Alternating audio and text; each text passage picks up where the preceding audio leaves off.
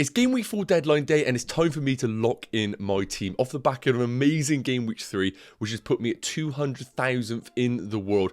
I have 2 free transfers, and I really do need to capitalise on this opportunity. With the benching of Gabriel, with the rotation risk of Martinelli, I am in a situation, like many of you, where I need to decide between Maddison, Sterling or Foden, and the best defender to buy. So, of course, if you're in a similar situation, make sure you do stick around for this video. Make sure you do drop a like and smash that subscribe button. We're aiming for 10k before the game week 4 deadline. A little bit optimistic. So without further ado, let's get into today's video. So game week 4 is a really interesting one for my team because I'm in a good position where I have 2 free transfers and 1.4 million in the bank. And as I discussed, my rank is in a good position at 224k. So I gotta make sure I get this right. So between the sticks, I've got Jordan Pickford. Anyone that's on Jordan Pickford will know we have had an absolute stinker. It could have gone much worse, but I'm hoping he can redeem himself away against Sheffield United. Now, in a perfect world, I would make a transfer and I would sell Pickford to either someone like an Maddison or maybe even someone like a Flecken of Brentford. I do like the option of someone like a Johnston, but he could be a rotation risk later down the line. So I think those two are probably the go-to options if you want to replace Pickford in your side. However, I just don't really like making goalkeeper transfers. And at the time recording right now, I think I have other issues in my team that I need to address before this Pickford situation. And we need to know as well, it isn't exactly like it's a bad fixture away against Sheffield United, but do I expect Everton to concede? Probably. So it's not ideal, but I'm really hoping that he can at least rack up some saves against Sheffield United and give me a 4-point return at the minimum. And if you are a Pickford owner, just let me know in the comments how much pain you have been over the last few weeks. Moving into the starting defenders right now, and you can see we have got Stupinan, Udogie, and Ben Chilwell. Yes, I was one of the cool kids that brought in Udogie in pre-season, so basically everyone else is just copying me who was buying him in. So Udogie and Chilwell are just locked into my team for not only this game week, but until I plan to wildcard in game week 9. They offer the perfect combination of clean sheet potential, but also that attacking potential, which is exactly what we want to own in FPL. I get it. We have some defenders of the world like the Man City ones that are kind of your bread and butter, tick over clean sheets, but you want the exciting picks like Udogie's 12-pointer in game week 3, and the more those sort of players I can put in my team, the better. Now, I currently have a Stupinan starting in my team, but of course, this is without a transfer made to the team. At home against Newcastle, if you're in a situation where you can't have any of the defenders start for you, it's not the worst thing in the world. Yes, I do expect Newcastle to score against Brighton because we spoke about it on this channel before. When you take out a Caicedo and a McAllister in any team, I don't care how good De Zerbi is, it's very difficult to replace 2 key cogs in the system, and it's going to take a while for Brighton to find their way. And they might even be a team that concede a lot of goals, but also score a lot of goals. So I'm not expecting much from Stupinan this game week, but I mean, he offers that attacking potential, so don't be scared if you do need to start him. Next up, the midfield 5, and we discussed it in my previous video with the transfer plans. I'm in a situation right now where Mbeumo is locked into my team for the longer term because, as I mentioned, on penalties, guaranteed game time, and decent fixtures, I can't really look past that. And if you did tune into my previous videos, you'll know that I ranked my own personal midfield on the ones that are essential all the way down to those that I can sell. And basically on the face of it, I have it as Saka as the most important player, followed by Bruno Fernandes, then Rashford, then Martinelli. If you were an Odegaard owner, I would actually put him below Martinelli, which might be a little bit controversial for some of you out there. So for me, looking at one of my free transfers, Martinelli is the first person that I am planning on selling in my team. I think that he could do fantastic against his Man United team, who have so many injuries. I think that with the introduction of Gabriel Jesus as well in the Arsenal team, we saw it last year, actually improves Martinelli because Gabriel Jesus comes into those pockets and it means Martinelli can really stretch the pitch and get behind teams. But until I actually see that, I don't think Martinelli is worth holding on to right now. And at 8 million, I think we have other options available like Maddison, like Sterling, like Foden that we can come to and also give us the luxury to free up money in the bank. And I just think it is an obvious move for me to make this week. So, spoiler alert, Martinelli is going to leave my team and I will cover who I'm planning on buying in a minute. And my 2 forwards for game week 4 are absolutely locked into my team. Erling Haaland at home against Fulham. This is a Fulham team that may have sold Palhinha by the time this game rolls around, which is devastating news for Fulham, but great news for those that are planning to feature any Man City player against them. It might even enhance the opportunity of bringing Foden into our teams and Nicholas Jackson. My Game Week 3 transfer, this boy is going nowhere in my team. Am I as bullish as others on the Chelsea attack? Probably not, I would argue. However, Nicholas Jackson looking good. And the fact that Armando Broja got 0 minutes, wasn't even the squad in their Carabao Cup game against Wimbledon, suggests to me that they're not looking to bring in Broja until beyond the international break. So this is great news for anyone that does own Nicholas Jackson. And if you own him, you're obviously starting him in Game Week 4. Now, looking at my bench for Game Week 4, here is where the other major FPL headache has been for the last few game weeks.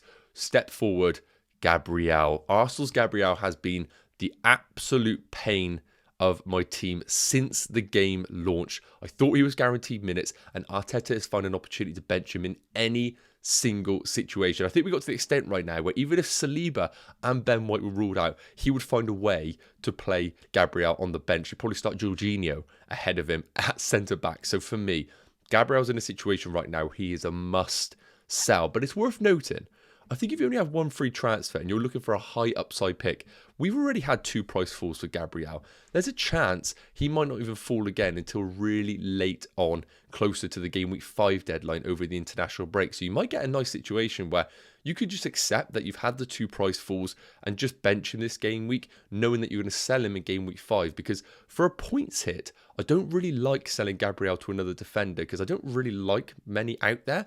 But in my situation with 2 free transfers, it just feels like the right time to make that adjustment, be done with him, knowing that I don't have to look at him in my team going forward. Otherwise, I would love to be a little bit more adventurous, maybe bring in 2 midfielders, but Gabriel out is absolutely a move that I'm considering. And let's discuss some of the defenders that are on my radar. So here we have the fixture difficulty, courtesy of Fantasy Football Fix. I've decided to filter it up until Game Week 8 because my intention is after Game Week 8 we have the international break. And I'm looking to wildcard then ahead of the Game Week 9 deadline. We have some brilliant fixture swings for the likes of Liverpool. And I think that is the best time, if you haven't used your wildcard yet, to use it during that period. So I'm only looking at a 5 game week horizon for my potential defender and also my midfielder that I'm looking to bring in. So going through the teams that I definitely will not be buying a defender from is going to be Everton. Don't need to speak anymore. I'm not interested in buying another Chelsea defender. I think Malo Gusto is great, but I don't really want to double up with him because then I'm blocked from potentially owning Sterling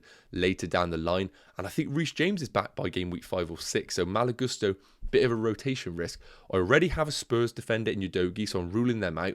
And with Fulham potentially losing Polinia, that rules out any defender for them in my eyes. Crystal Palace, Anderson is an option, but I don't really get that excited about bringing him in. But I like some of the fixtures that they do have, especially their home games. I can see clean sheets there, but not really that bullish on Crystal Palace. And I already own a Luton defender in Kabore. So this narrows my decision right down into 3 teams, and that is going to be Brentford. And if I am going to choose from Brentford, the most likely destination is going to be Rico Henry. When they play those tougher games, they like to play wing-back formations, which means Rico Henry gets the opportunity to bomb forward. But we also know he is just a guaranteed game time. And looking at the fixtures, at home against Bournemouth, at home against Everton, even away against Nottingham Forest, they're decent fixtures coinciding with, obviously, Newcastle away and Man United away.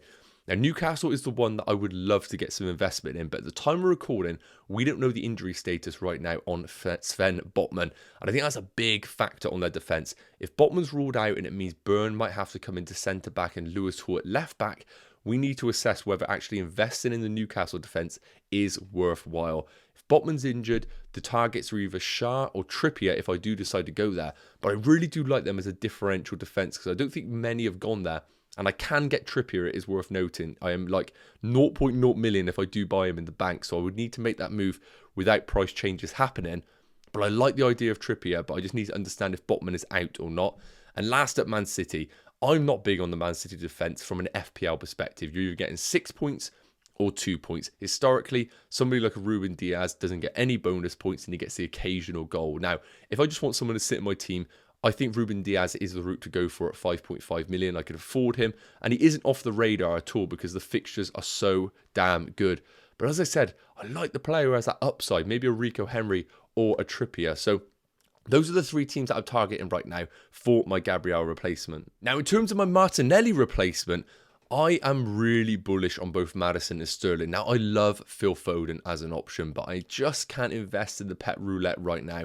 I need to get a little bit of an understanding how this team is going to look with the introduction of Matheus Nunes and also Doku as well. Does that mean maybe Bernardo Silva comes in as another 10 rotation alongside Foden and Alvarez? We really don't know, but that worries me a little bit. Whereas Maddison and Sterling, I know, are going to play week in, week out for their respective teams. Now, you're probably screaming saying, yes, but what about Madueke? What about someone like a Cole Palmer?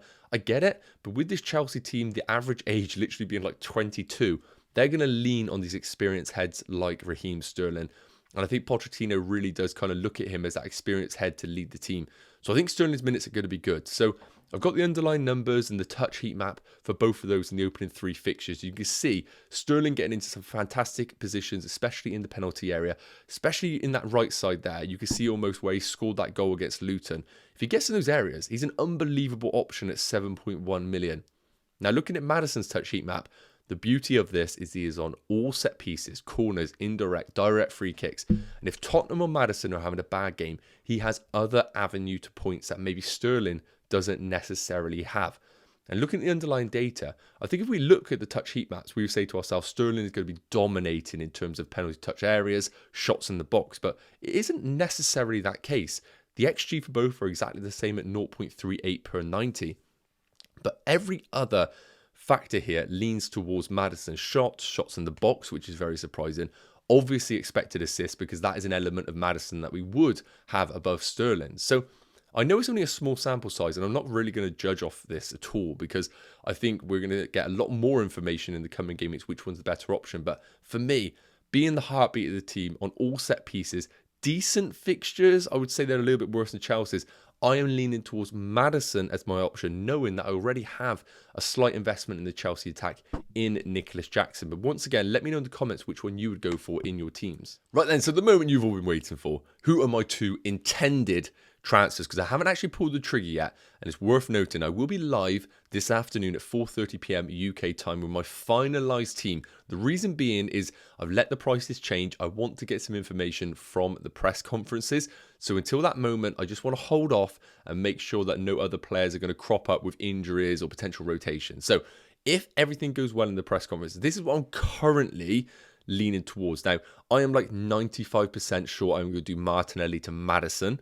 The defensive one is the one that I'm still questioning. Gabriel to Henry or Gabriel to potentially Trippier if Botman is confirmed fit. Trippier just feels like that real exciting pick that not many managers are going to be able to go to in the coming game weeks. But if I was to go down this route, this is how the team would look. It would mean a Stupinan would come in at first bench, which I am more than happy with, as I know later down the line I want to hold him. I don't really want to sell him.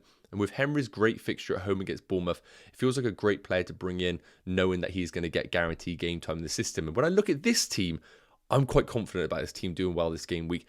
Got that Maddison investment. I'm not actually scared to own Arsenal and Man United players. I think it's either going to be one of these, 0-0, or it's going to be a carnage game where both teams are in a bit of a transitional period right now. And I'm hoping for the second option there, where there are plenty of goals.